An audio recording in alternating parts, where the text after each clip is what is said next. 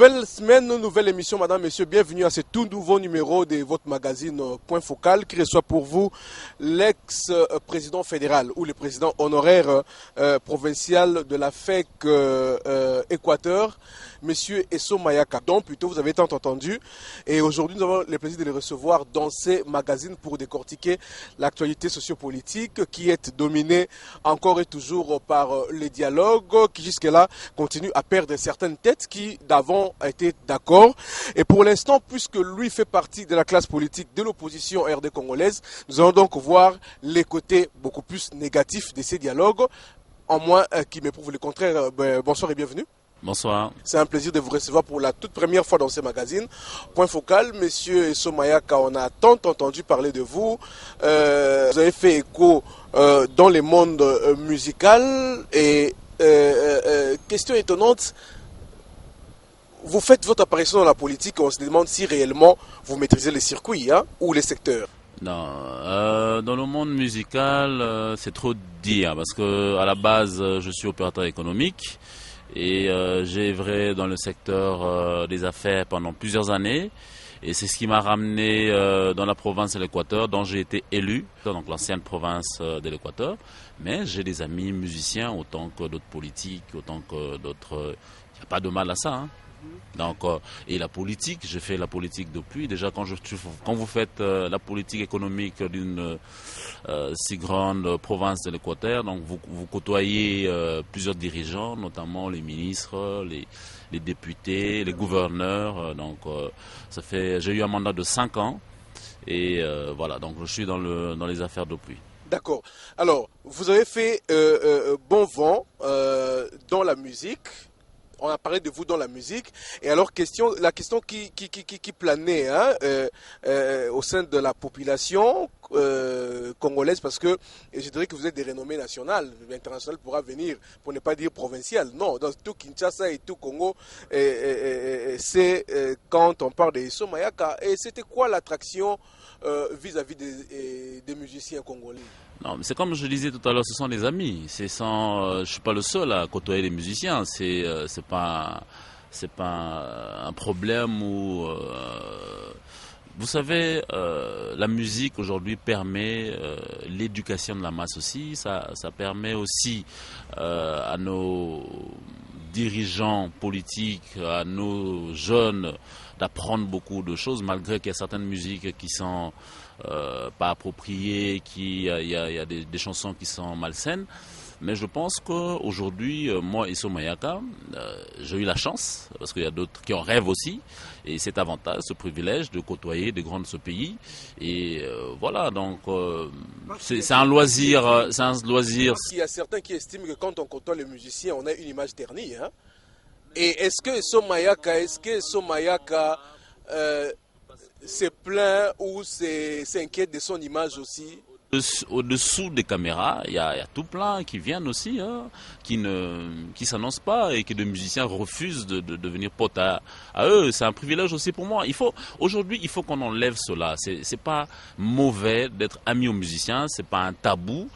Bien sûr, ce sont des êtres humains. Il y a plusieurs musiciens qui sont plus réfléchis que nos politiques et qui apportent la contribution d'une manière générale à l'évolution de notre pays. Et moi, je pense qu'aujourd'hui, moi, Esso Mayaka, j'ai eu cette chance et je suis fier de le dire à haute voix que ce sont mes amis et on a eu à partager beaucoup de très bons moments et c'est pas que dans la bêtise, dans le loisir ou dans les fêtes, non. Il y a des musiciens qui m'ont soutenu aussi par rapport à... Soit vous vous dites, vu que la musique draine... Et financièrement, ouais. La musique draine la masse. Ah bon, vous parlez des finances, on va y revenir. La musique draine la masse. Et comme l'ont fait d'autres acteurs politiques, il fallait se rallier à un musicien pour avoir sa base. D'autant plus que vous aviez des ambitions politiques. Me chanter, j'avais moins de 25 ans. Je dirais tout fan de Fally Ipupa aujourd'hui est derrière. Que ce soit Fally Ipupa, que ce soit Jibin Piana, que ce soit Mabele Lissi, que ce soit d'autres musiciens, je me dis, quand on me chantait, j'avais moins de 25 ans. J'étais encore à l'école, à l'université, j'étais encore en Europe, tout ça et tout. Donc, c'est dans notre communauté, c'est dans notre culture. Vous savez, quand les Bayouda chantent, ils chantent des générations. Donc c'est une tradition dans notre culture. Donc moi je ne vois pas pourquoi et en quoi ça peut me soutenir dans la politique aujourd'hui. Et à l'époque, je n'avais pas d'ambition politique. Je viens à la politique parce que c'est une révolte de voir cette médiocrité qui essaye de nous les personnes averties, nous qui pensons que nous sommes intellectuels, être ramenés dans tout ce qu'on appelle médiocrité. C'est ça le problème. Moi, je ne vois pas où la musique peut nous emmener dans le faux. Il y a bien de gens qu'on a eu à chanter qui ont été candidats, qui n'ont pas été élus. Hormis être populaire, mais il faut avoir des compétences. Il faut être responsable, il faut être réfléchi et apporter d'une manière générale une vraie contribution pour l'épanouissement de notre pays. Vous êtes d'avis que moi, du même avis que moi, il y a certains qui font la politique justement parce que il manque de boulot. Hein. Aujourd'hui, être député national, être député provincial, c'est fuir la faim, fuir les chômages. Mais vu qu'on a un petit quota des gens qui sont derrière soi, alors on s'est dit, et je dois me lancer dans la politique, et avec pour prétexte la révolte.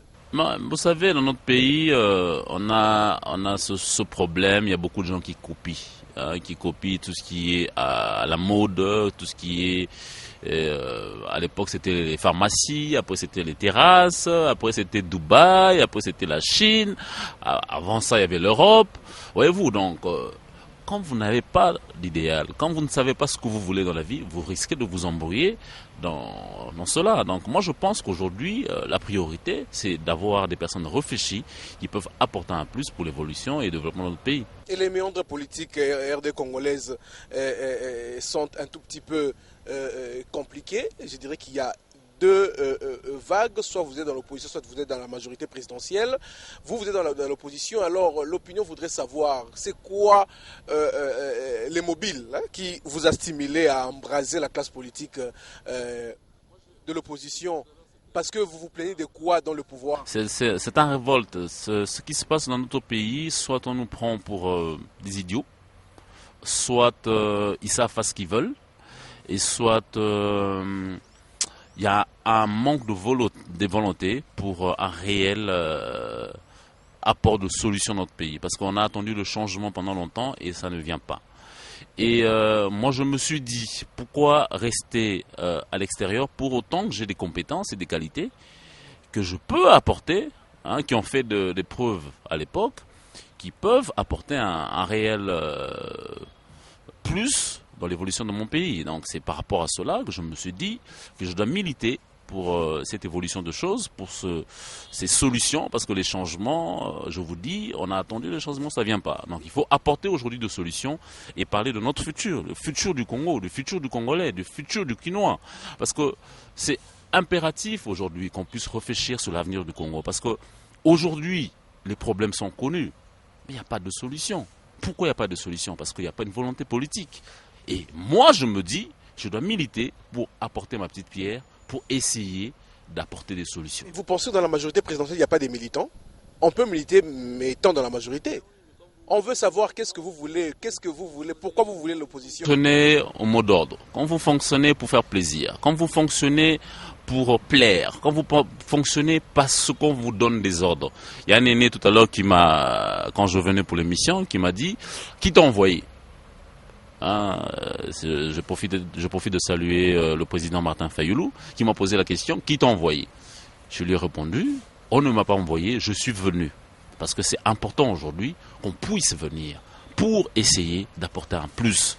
Voyez-vous, c'est important. Parce que ce que nous voyons aujourd'hui, moi j'aurais honte. Parce qu'on a des aînés, on a des parents, on a des amis, mais qui rentrent dans la médiocrité et tu te poses réellement la question s'ils sont passés à l'université, s'ils ont vraiment le souci d'apporter le changement, au lieu de préserver quelque chose qui va partir, moi je me dis que l'importance aujourd'hui, c'est l'intérêt communautaire. Je prends un exemple aujourd'hui. Nos professeurs de l'école primaire, ils sont payés à combien? 116 000 francs. Quand on élève les salles, ils sont entre 196 et 97 000 francs congolais. Ok? Pourquoi on ne parlerait pas de ce souci qui est communautaire? Parce que ces professeurs, ces militaires, ces policiers qui sont très mal payés, voyez-vous, qui sont incapables à nous les bouts du mois. Parce que si on prend une moyenne, juste une moyenne de 500 francs de transport par jour pour aller au travail, ils sont à une moyenne de 26-30 000 francs. Laissez-moi terminer.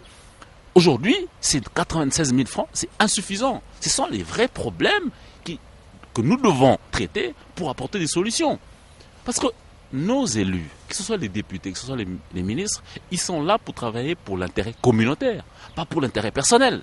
Voyez-vous, moi je pense que cela que nous devons apporter, c'est de cela que nous devons militer, c'est de cela que nous devons aujourd'hui se mettre ensemble pour échanger, voir comment on arrive à avoir les calicots pour faire la promotion du dialogue, une chose qui est permanente, ok, qui est en principe pas tabou, ok, parce que le dialogue doit être permanent. On a vu en France aujourd'hui, par rapport à la nouvelle loi de la citoyenneté qu'on doit voter en France, Hollande et Sarkozy se sont mis ensemble, ils ont échangé.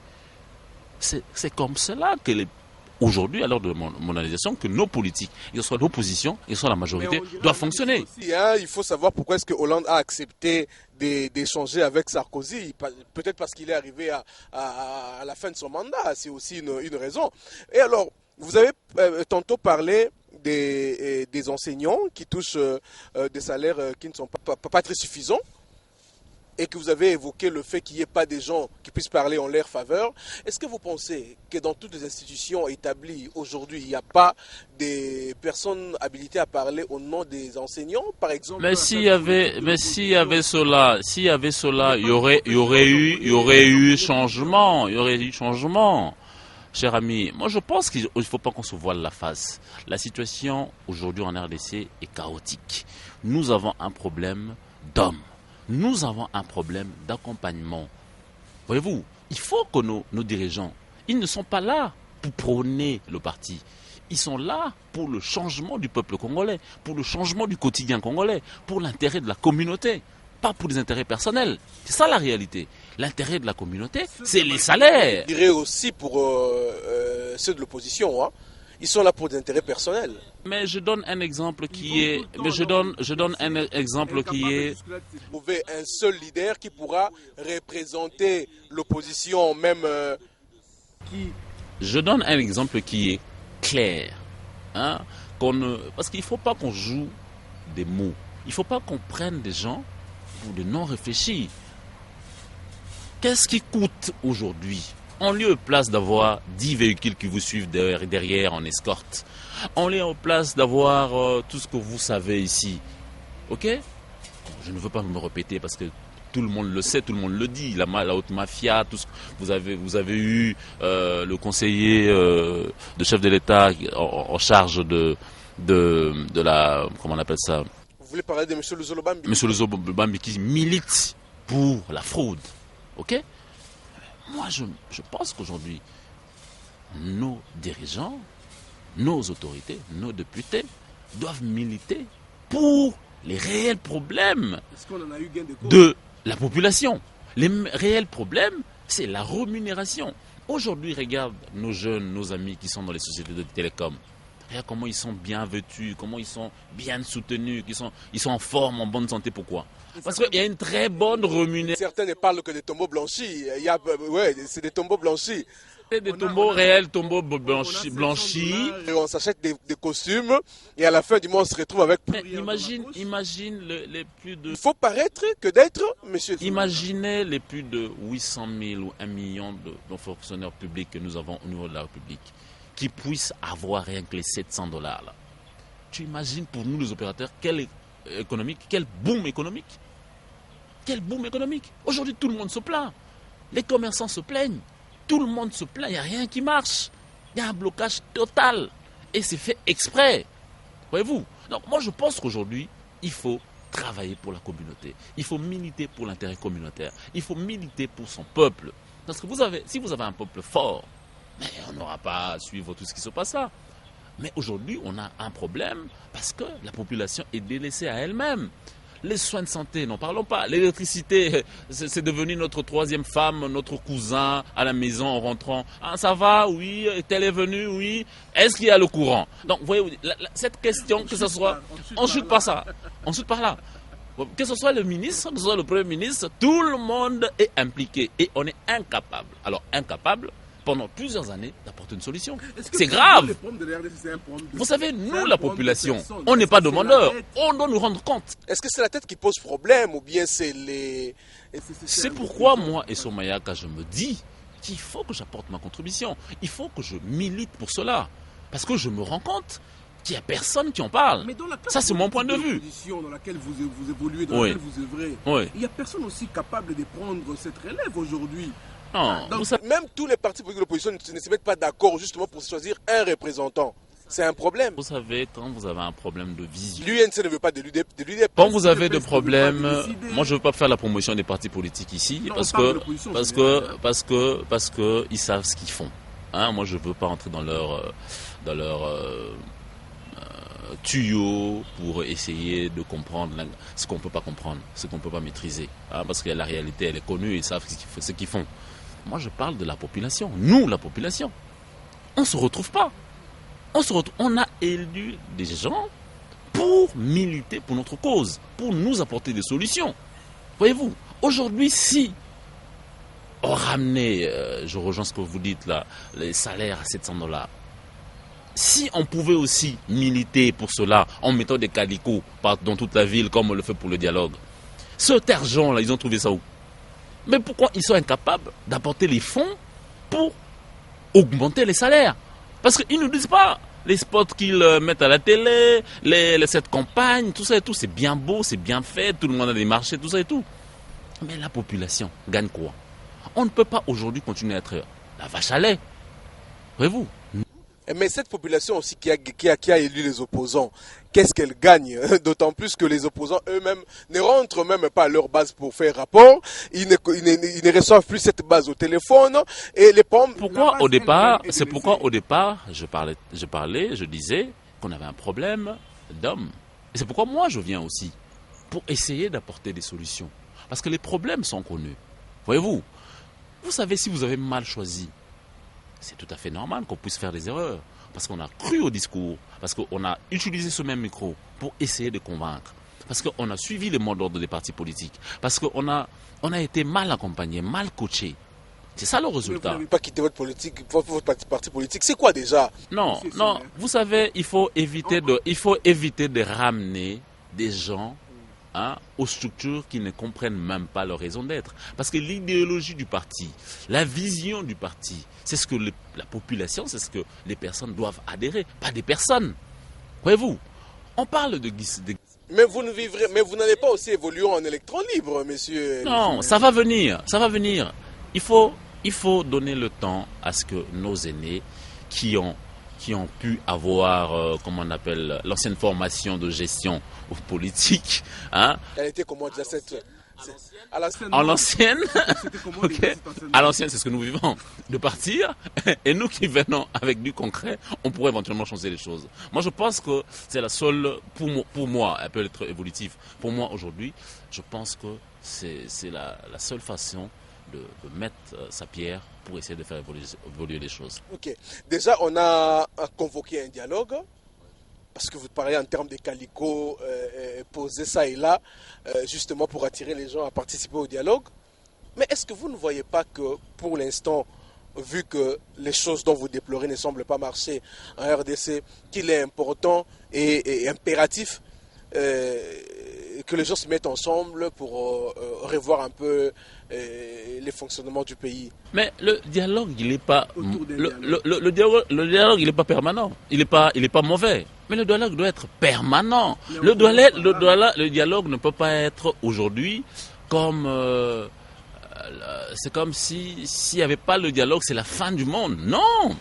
Le dialogue aujourd'hui, même par définition, nous ne pouvons pas aujourd'hui bloquer tout notre pays, toute la ville, toutes les personnes mis dans le sac par rapport au mot dialogue. Le dialogue, il doit être permanent.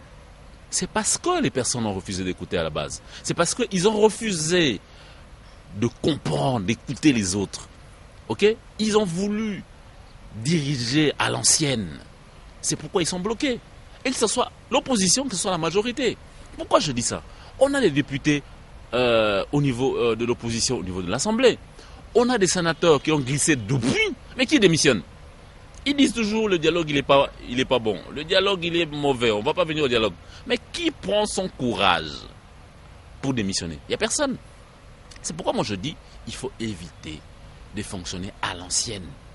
Aujourd'hui le Congo doit aller de l'avant en apportant du concret. Je serai à leur place et Soumayaka, j'aurai démissionné. Mais monsieur Soumayaka, vous ne voyez pas qu'il s'agira là de crêper les chignons à tout moment. Au lieu d'avancer, on ne sera là qu'en train de contourner. Parce que c'est fait exprès. Parce que c'est fait exprès. Parce qu'on ne donne pas le financement à la CENI. Parce que on ne veut pas aujourd'hui qu'on puisse. Nous, on est candidat député provincial. On a payé de l'argent. Ok? Même pas un SMS pour dire monsieur, votre candidature, votre fonds reçu a été réellement reçu. Compte tenu du retard, on va vous répondre d'ici là. Il y a personne. On n'a pas de réponse, on n'a pas de suite. Pourquoi? Mais vous avez eu tout le moyen justement pour vous assurer de l'endroit où vous déposiez l'argent. On a déposé de l'argent, mais on n'a pas de feedback. L'élection, on nous a dit c'était au mois d'octobre. On a acheté on a conçu des projets, des plans de campagne, on a acheté des t-shirts, on a fait tout le branding, toute la communication par rapport. Moi je parle de moi par rapport à mon élection. Et on me dit non, il n'y a personne qui me dit monsieur, attendez, nous allons vous répondre, il n'y a pas de suite. Et vous dites quoi déjà? C'est de l'argent escroqué? Comment ça? Trouvez le mot, hein? Vous êtes libre. Merci. Est-ce que où vous avez battu campagne en Ngaliema, j'ai fait mention à... Je salue nos amis, mes amis de Kamunganga, de Delvaux, nos amis de Delvaux. Vous savez, l'immeuble intelligent, l'immeuble qu'on a eu dans la ville et tout, là où vous savez quand vous passez vers Royal, là, il y a plein de véhicules. On a oublié de construire le parking intelligent. Hein, qui ont oublié aussi de donner des marchés, On a oublié aussi de donner des marchés à nos amis artisans de Delvaux qui nous fabriquent des meubles vrais bois, wingé. J'en ai. Vous avez des chaises provenant de J'en ai. Non. Delvaux. Monsieur Nzouzi est là, c'est lui qui me fabrique tout le temps mes chaises. Donc on a oublié de donner les marchés aux Congolais. On cherche une classe moyenne. La vraie promotion de la classe moyenne, c'est celle-là. Aujourd'hui, on ne peut pas développer notre pays sans classe moyenne. Quand vous oubliez de donner des marchés aux Congolais, vous faites la promotion de Dubaï, vous faites la promotion de l'Afrique du Sud, les opérateurs économiques sud-africains, qui paieront les impôts chez eux, qui paieront les taxes chez eux. Parce qu'on a oublié de donner à nos artisans de Delvaux. Tous les week-ends, quand vous allez à Delvaux, vous verrez, il y a même des blancs qui viennent acheter des meubles. Mais nous, dans notre pays, c'est ça. C'est malheureux. Nous aussi, on peut négocier, ouvrir des brèches comme les autres le font. Mais pourquoi on ne nous donne pas les marchés? Parce qu'il n'y a pas de volonté politique. Dépend des infrastructures et dépend également... Au lieu de donner à nos amis de Delvaux, nos artisans de Delvaux, l'aménagement de ces immeubles, on a donné à des expatriés. On veut créer une classe moyenne. Mais on la crée comment cette classe moyenne? En faisant la promotion des opérateurs nationaux.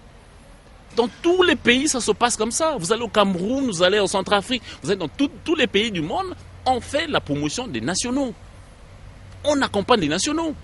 C'était un marché. La société qui a gagné ce marché-là, on pouvait leur conditionner dans le cahier des charges en disant vous ne consommerez que de produits congolais.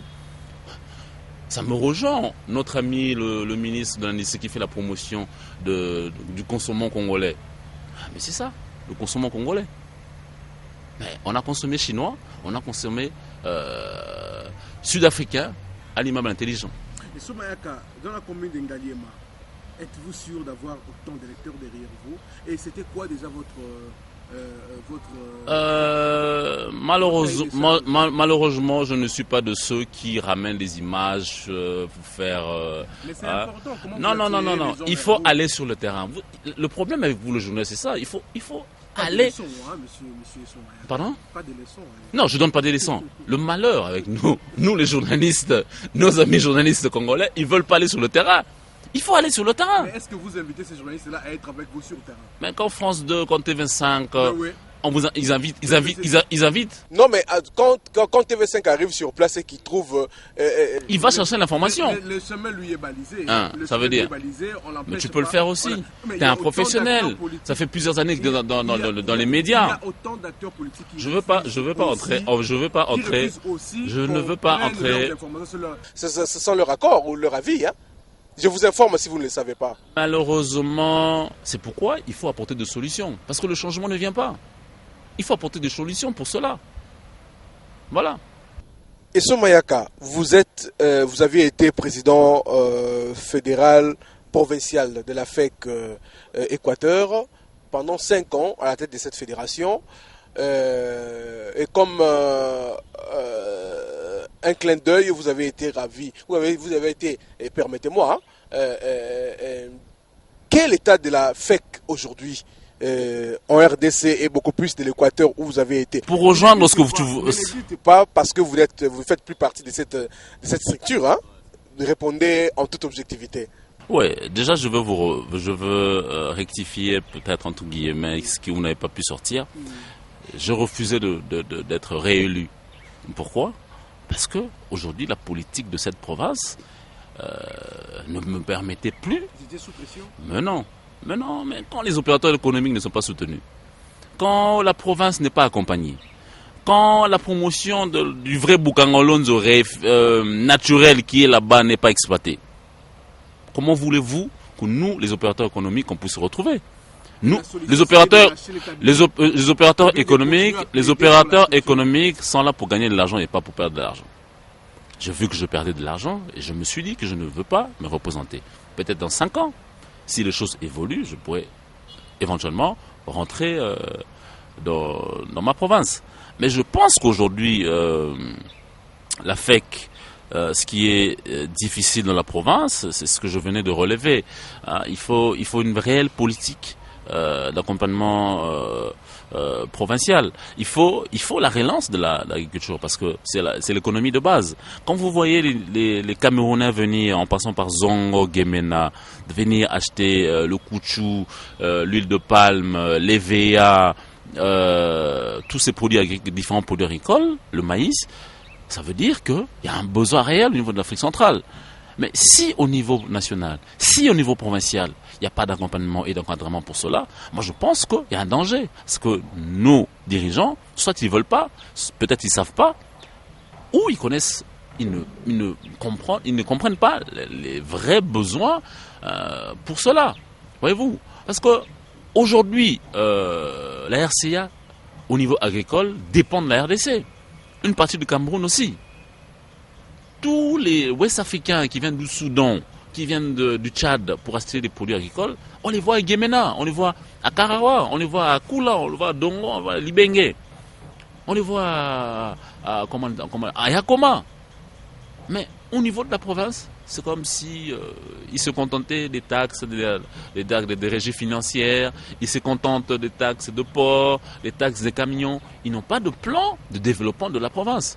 Et moi, je ne vois pas aujourd'hui comment mon successeur pourra éventuellement économiquement faire développer la province si il n'est pas accompagné et soutenu pour cela. Et ça a été accepté si facilement, votre démission? Non, je n'ai pas démissionné. Je ne me suis plus représenté. Voilà. Voilà. Et j'ai laissé la chance aux autres de prendre le relais. Malgré que le travail de fond qui a été fait au niveau de la province est visible. D'accord. On rentre en politique, monsieur Esso Mayaka. Avec autant de branches au sein de la classe politique de l'opposition, vous pensez qu'il sera aussi facile pour cette classe de l'opposition faire face à la majorité présidentielle si seulement qu'ils... S'ils arrêtent de travailler à l'ancienne, oui. Ils doivent arrêter de travailler à l'ancienne. De se mettre les coups bas, de travailler en solitaire. Ils doivent réfléchir pour l'intérêt. Non, moi je ne sais pas. Non, je travaille pas en solitaire. J'ai une base, j'ai des amis qu'on échange. J'ai parlé de mon aîné Martin Fayoulou que je venais d'échanger tout à l'heure avec. Vous êtes décidé. J'ai pas dit que j'étais décidé, j'ai pas dit que j'étais... Pourquoi lier la personne à une connotation? Pourquoi nous devons faire le djalelo des partis politiques? Ok? Nous avons vu chez les socialistes, hein, On a vu chez les socialistes, aujourd'hui, il y a des socialistes qui sont contre Hollande. Ça ne veut pas dire que c'est la fin du monde pour ces personnes, il faut les abattre, il faut les tuer, non. Quand vous faites la politique, il faut avoir la capacité de donner des coups et d'encaisser les coups. Parce que si vous n'avez pas cette capacité-là, ne venez pas en politique. Il faut accepter qu'on vous critique. Il faut accepter parce que vous êtes une personne publique. Vous êtes une personne qui a accepté de se sacrifier pour l'intérêt de la communauté.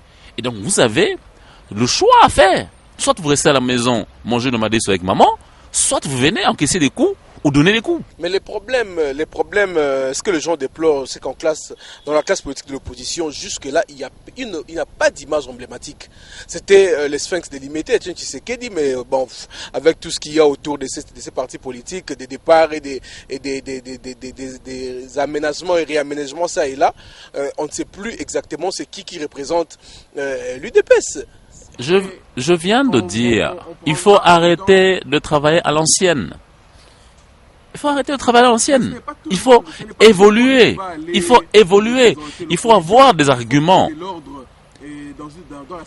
Mais oui, ils doivent se faire, comment on appelle ça, une autocritique pour essayer de voir. On était là. On a évolué. Où on va? C'est quoi notre futur? C'est par rapport à cela que moi je milite pour un futur, comment dirais-je, pour un futur positif pour notre République. Voyez-vous? Donc il faut que la classe politique réfléchisse dans ce sens-là. Ils arrêtent de travailler à l'ancienne. Pour ceux-là qui estiment que les dialogues ouvrent la porte à un certain glissement. Mais je venais de dire tout à l'heure, ils ont glissé, tout le monde a glissé depuis. Les sénateurs, les députés provinciaux, ils ont glissé depuis. Le gouverneur, aujourd'hui passé de gouverneur en commissaire, les élus ont été nommés. Tout le monde a glissé depuis. J'ai dit ça l'année passée. On va dans un blocage. Si nous ne faisons pas attention, ça serait malheureux pour nos aînés, parce qu'ils veulent travailler à l'ancienne. L'attention devait être faite comment? Quand monsieur a réellement vu qu'il était en train de glisser, il devait tirer la sonnette d'alarme en disant « je suis en train de glisser », ou on avance, ou moi je démissionne. Comme il n'y a eu personne qui l'a fait, c'est qu'ils sont conscients de ce qu'ils voulaient. C'est pourquoi je parle des députés. C'est pourquoi je disais tout à l'heure, il faut éviter d'avoir des élus qui viennent travailler pour les intérêts personnels. Parce qu'une personne qui travaille pour l'intérêt communautaire aurait déjà vu cela. Moi, depuis l'année passée, depuis l'année écoulée, j'ai parlé de cela. Je dis que nous allons dans un cul-de-sac.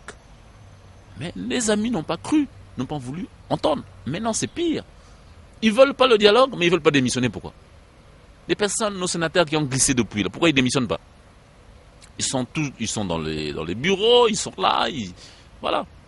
Donc ça veut dire qu'ils ne savent pas ce qu'ils veulent, honnêtement. Parce qu'il ne faut pas qu'on nous prenne comme nous, la population, comme des moins que rien. Ils doivent nous rendre compte. C'est pourquoi je te rejoins en disant qu'ils ne veulent plus aller à la base. Parce qu'ils n'auront plus de discours à donner. Et ils savent qu'ils ne peuvent pas revenir à 90%. La majorité donne l'impression que sans ces dialogues, il n'y a pas d'autre voie de sortie de la crise en RDC. Mais je dis tout à l'heure que le dialogue, il doit être permanent.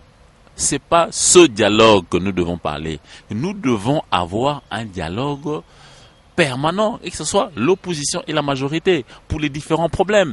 Les problèmes sociaux, les problèmes d'électricité, les problèmes d'emploi de la jeunesse. Aujourd'hui, la jeunesse est abandonnée à elle-même. Les jeunes là qui n'ont pas d'emploi, qui viennent de finir l'université, ils vont faire comment pour s'en sortir? Aujourd'hui, on nous chasse à Brazzaville, on nous chasse en Angola. Les jeunes vont chercher des documents, comme on dit en Lingala, pourquoi? Parce qu'il n'y a pas de politique d'encadrement. Dans d'autres pays, qu'est-ce qui se passe? Il y a des structures d'accompagnement de la jeunesse. Il y a en anglais, on appelle ça advice, qui forment la jeunesse, qui contribuent à apporter une idée aux personnes qui sont bloquées, qui ne savent pas comment s'en sortir, qui leur apportent des solutions en disant, monsieur, on peut vous encadrer dans cela. L'INPP, voyez-vous, nous devons faire la promotion de cela. La jeunesse doit avoir un encadrement. Il faut des mesures d'encadrement de la jeunesse. Il faut relancer la classe, la classe moyenne. Le Congo a besoin de cela.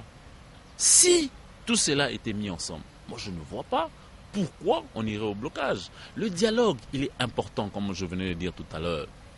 Mais quel dialogue? Comment le faire? Et pour certains de l'opposition, on pense que quand il s'agira de ces dialogues-là, il faudra laisser la personne Joseph Kabila, bien sûr, à la tête du pays. Et pour eux, ces dialogues n'auraient pas d'importance parce que le problème, c'est vraiment un problème de la tête. Hein. Le problème, c'est au niveau de la tête et c'est pas au niveau du corps. Mais quand vous avez travaillé pour l'intérêt personnel, c'est ça le résultat. Vous avez oublié de réfléchir pour la communauté. Parce que c'est clair dans la Constitution. Il faut faire respecter la Constitution. Il faut qu'il y ait des contrôles parlementaires. Ah ben, les contrôles parlementaires, il y en a. Hein. Ça intervient en moins 3, ça intervient en moins... Donc, si le travail de fond n'a pas été fait, il ne faut pas pleurer aujourd'hui. Ils auraient dû démissionner depuis. Voilà. On a un problème d'hommes. Nous ne comprenons pas qu'aujourd'hui, il faut qu'on aille de l'avant. Qu'il faut travailler pour la communauté. Il faut soutenir la jeunesse. Il faut travailler pour l'apport de la solution aux problèmes qui sont connus. Mais quand vous allez travailler pour les intérêts personnels, c'est ça le résultat. Monsieur Somayaka, la population de Ngalema vous suit à cet instant. Peut-être qu'un mot, une dernière communication pour eux, et soit peut-être un encouragement parce que vous vous plaignez du fait que votre argent ait été utilisé pour des fins dont vous ne maîtrisez pas. Il faut qu'on les dise comme ça pour on subit, on ne fait que subir. On ne fait que subir. De ces termes qui sembleraient un qualificatif ou qualifier un certain comportement à des gens. Ça sera quoi votre message? Non, moi, il faut qu'on puisse réfléchir sur le futur. Parce que le futur du Congo, il est le plus important. Parce que Lumumba est parti, Kabila le père est parti, Mobutu est parti. Ils ont laissé ce Congo. Donc le Congo n'appartient à personne. Le Congo nous appartient à tous. Nous devons plus travailler pour l'intérêt de la communauté. Nous devons faire la promotion de la jeunesse, créer une vraie classe moyenne. Vous savez, aujourd'hui, les opérateurs économiques congolais font du surplace. Vous ferez les tours dans la ville de Kinshasa, rien qu'au niveau des supermarchés, il y a juste un seul Congolais qui contrôle ce secteur-là. Ça fait mal quand vous voyez tout cela. Ça fait mal quand notre économie est gérée par des étrangers. Nous ne sommes pas racistes, mais il faut qu'aujourd'hui, qu'il y ait une politique d'accompagnement des réels opérateurs économiques congolais, de la classe moyenne congolaise, que la dette intérieure soit payée. Pour nos amis d'Ongaliema, on est toujours en train de militer qu'on puisse aujourd'hui avoir de l'eau. Vous savez, dans le quartier Télécom, on achète de l'eau tous les jours. Il y a un problème d'insécurité. L'électricité, n'en parlons pas. Mais moi, je pense qu'aujourd'hui, nous, les jeunes, nous devons nous mettre ensemble pour essayer de trouver des solutions aux problèmes qui sont connus et de militer pour cela. Je demanderai à nos autorités d'essayer de réfléchir pour l'intérêt communautaire, pas pour les intérêts personnels. La jeunesse a besoin de l'emploi, la jeunesse a besoin d'encadrement, la jeunesse a besoin de soutien, et je pense que c'est pour cela qu'on a élu tous ces députés, pour essayer de nous soutenir, nous la population. Nous ne sommes pas demandeurs, mais ils doivent nous rendre compte, parce que c'est notre pays, et je pense qu'ensemble, nous pouvons faire avancer notre pays pour l'intérêt et de nous et de la population, de la jeunesse, pour notre futur meilleur. Je crois que ça pourra être mon mot de la fin. Vision des Quinois, c'est... Mais au sein... que vous avez créé vous-même? Non, avec des amis, on a 20 fondateurs, une structure qui a été créée depuis 2007. Et on soutient les jeunes, nous payons des frais scolaires pour des jeunes au niveau de la commune de Ngalema.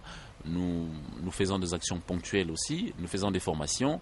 Et je crois dans la prochaine émission qu'on aura, je ne pense pas que ce sera la dernière, nous pourrons éventuellement parler de ce que nous sommes en train de lancer pour cette année, pour la jeunesse de Ngaliema, les projets sociaux communautaires de développement qui permettra à chaque jeune de se prendre réellement en charge économiquement.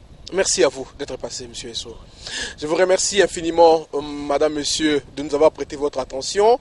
Sur 4 chaînes, votre émission va passer à tour de rôle. D'ici là, portez-vous bien et je vous retrouve dans un autre numéro des Points Focal. Au revoir.